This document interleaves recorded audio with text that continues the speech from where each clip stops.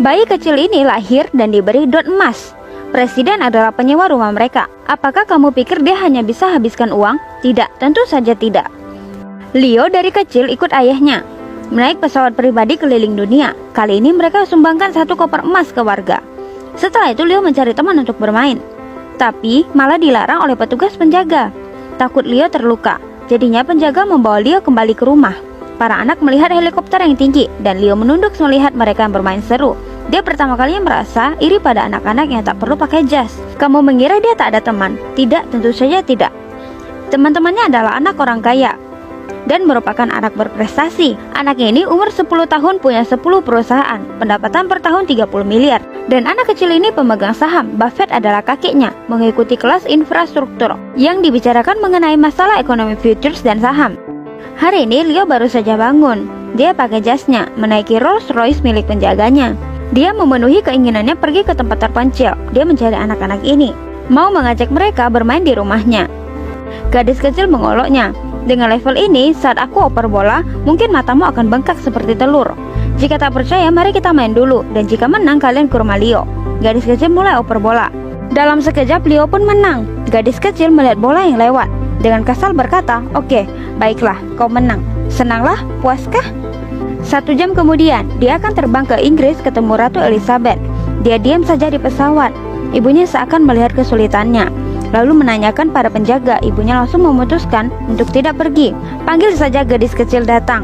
Bukan, tapi sekelompok temannya di sana. Kebahagiaan anakku yang paling penting. Leo baru saja sampai di rumah. Saat dia membuka pintu, teman-temannya sudah datang. Hati Leo juga senang. Gadis kecil angkat kepala melihat istana Leo. Mereka sebelumnya belum pernah melihat rumah orang kaya. Di sisi lain, para penjaga juga menyambut mereka, membawa beberapa anak itu berjalan masuk ke rumah megah ini. Leo menjalankan perusahaan sambil menunggu turunnya ibu dan ayahnya. Jangan remehkan umur kecilnya, dia mahir di dunia bisnis. Dia bisa buat kesepakatan dalam keadaan apapun.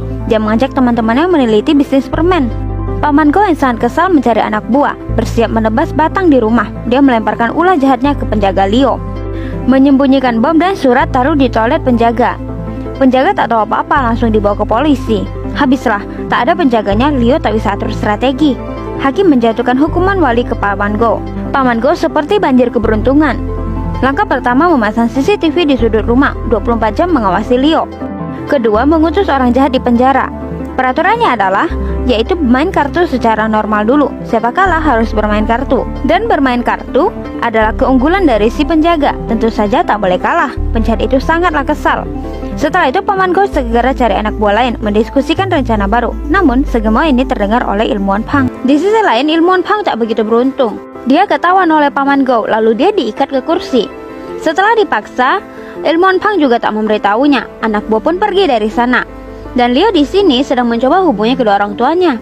Dia sangat percaya ayah ibunya masih ada. Perceraian Leo berakhir di rumahnya sendiri karena ayah ibunya ada di sana. Ternyata Paman Go sudah menjemput mereka. Dia lakukan untuk dapatkan harta karun, jadi mau tidak mau menjemput mereka.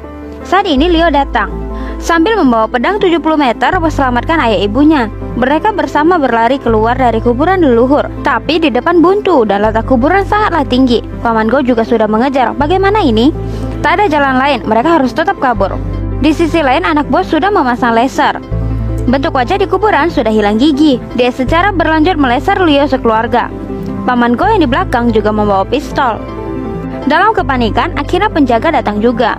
Kini anak bos sudah dihajar oleh penjaga. Ayah melempar Leo dan ibu ke gigi lubang yang tadi dileser. Mereka sekeluarga pun aman. Ternyata lubang gigi yang dibuat bisa jadi keuntungan.